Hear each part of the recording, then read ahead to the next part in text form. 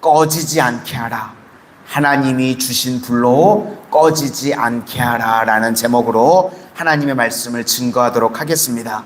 우리가 먼저 5대 제사를 살펴봤었습니다. 번제, 소제, 화목제, 속제제, 속건제 이렇게 살펴봤는데요.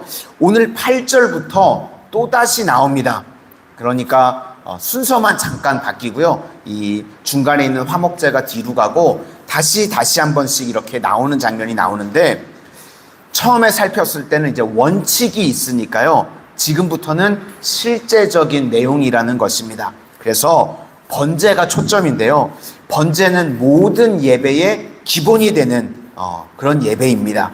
여기서 세 가지 특징이 있는데, 먼저 불이 꺼지지 않게 하라. 두 번째는 옷을 제대로 입어라. 그리고 세 번째는 제를 처리할 때 태우고, 번제 드려서 태우고 남은 것들 옷 갈아입고 다시 철저히 준비하라.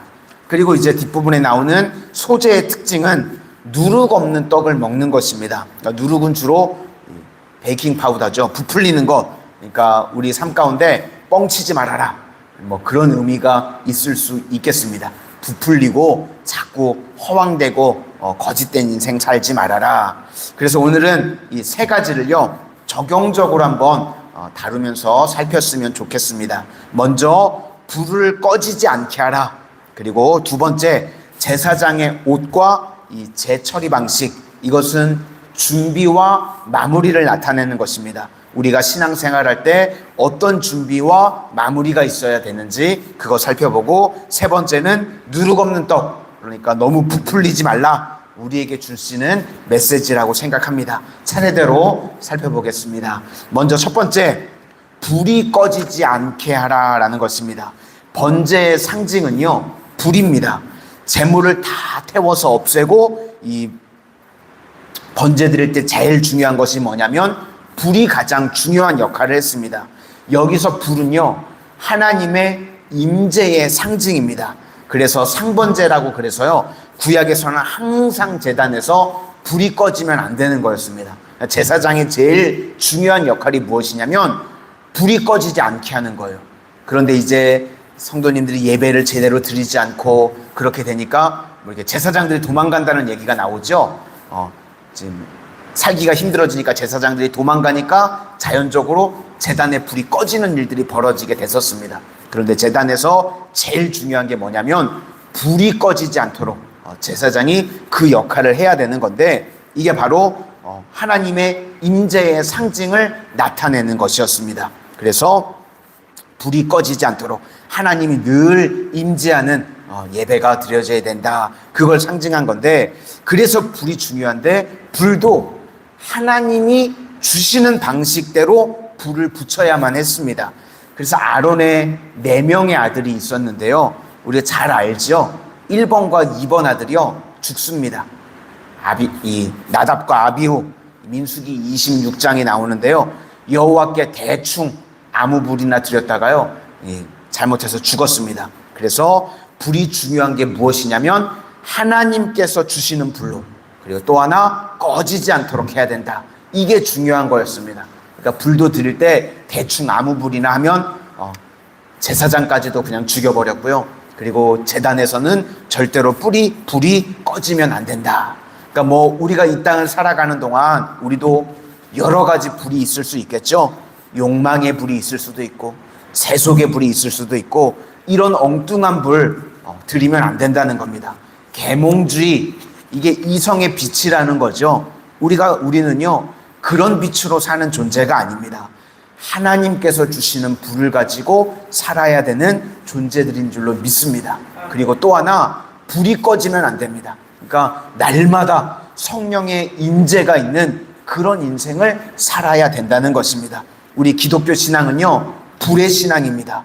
하나님께서 주신 불로 꺼트리지 않는 것, 이게 중요합니다. 그래서 교회에서 계속 해야 되는 것은 하나님께서 주신 불로 꺼지지 않는 것. 불은 하나님의 임재, 성령의 임재입니다. 그래서 날마다 우리는요 성령의 임재 가운데 살아가야 된다는 것입니다. 그래서 엘리야도 하늘로부터 불이 임했죠. 하나님의 임재입니다. 이걸 신약에 와서는 이 임재를 다른 표현으로는 동행입니다. 주님께서 날마다 동행하여 주시는 인생, 그것을 살아야 된다. 그래서 임재와 동행, 이 불이라는 개념인데 9절에 불이 그 위에서 꺼지지 않게 할 것이요, 12절에 제단 위에 불은 항상 피워 꺼지지 않게 할지니, 13절에도 불은 끊임이 없이 제단 위에 피워 꺼지지 않게 할지니라. 그래서 우리가 이렇게 번제와 같은 인생을 살기 위해서는 성령의 임재, 불이 있어야 된다, 그 말씀을 하고 있습니다. 우리가 불이 있으면요, 꺼지지 않게 하는 방법이 뭐가 있죠? 불에 기름을 붓거나 땔감을 계속 떼면 되죠. 그러면 불이 꺼지지 않죠. 오늘날 이게 대표적으로 성령의 임재, 불을 받고 난 다음에 불이 꺼지지 않게 해야 되는 것이 무엇이냐? 땔감 역할을 하는 게 무엇이냐? 두 가지, 말씀 그리고 기도입니다. 사도 바울도요, 성령이 임재하고 난 이후에 매일과 같이 뭘 했냐면 두란노 서원에 가서요, 말씀 전했습니다. 강론했다는 거죠. 매일과 같이 하나님의 말씀, 그러니까 성령이 임하고 난 다음에 임한 사람들에게 매일과 같이 말씀을 전했다는 것입니다. 그러니까 우리도 성령의 불이 임하고 임재한 이후에 날마다 하나님의 말씀으로 채워져야지 불이 꺼지지 않는다는 겁니다. 이 예전에 오순절 개통의 약점이 뭐냐? 성령의 불을 받고 난 다음에 말씀이 없으니까요, 쉽게 꺼지는 일들이 많이 벌어졌대요. 그래서 우리는 성령의 임재뿐만 아니라 말씀으로 채워져서 날마다 불타올라야 되는 줄로 믿습니다.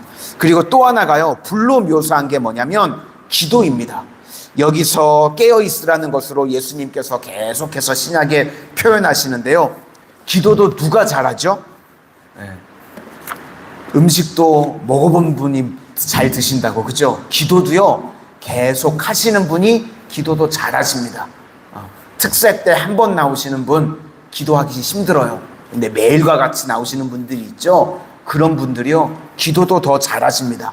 그러니까 기도의 불도요, 계속해서 꺼트리지 않고 하는 게 중요하다는 것입니다. 그래서 예수님께서 성전을 가리켜서 내 집이 만민이 기도하는 집이라고 그러셨죠. 그러니까 기도를 꺼트리지 않고 계속해서 하는 게 중요하다는 것입니다. 우리 성도님들은 이 땅을 살아가시는 동안 하나님의 불을 받고 그 다음에 그 불을 꺼트리지 않도록 말씀과 기도로 땔감을 삼아가지고 날마다 타오를 수 있는 믿음의 백성들이 다 되시기를 주님의 이름으로 축원을 드립니다. 그 다음에 두 번째, 이제 옷과 제의 처리인데요, 옷은 준비고 제는 마무리입니다. 우리 10절을 한번 다 같이 보시도록 하겠습니다. 10절입니다. 시작. 제사장은 세마포 긴 옷을 입고 세마포 속바지로 하체를 가리고 제단 위에서 불태운 번제의 제를 가져다가 제단 곁에 두고, 이제 그 당시에는 속옷을 잘 입지 않을 때잖아요. 그러니까 높은 제단에 올라가면 하체가 그냥 다 드러나게 되니까 그렇게 하지 말라고 말씀을 하시는 겁니다. 예전에 이방 제사장들을 보면 문란한 일들이 많이 있었습니다. 그렇죠? 제사를 드린다고 하면서 이방 세상 제사들은 문란한 일이 많이 있었는데 너희들은 그렇게 하지 말라는 겁니다. 그래서 이방 제사와 같지 않게 속옷도 잘 입고 잘 준비해라.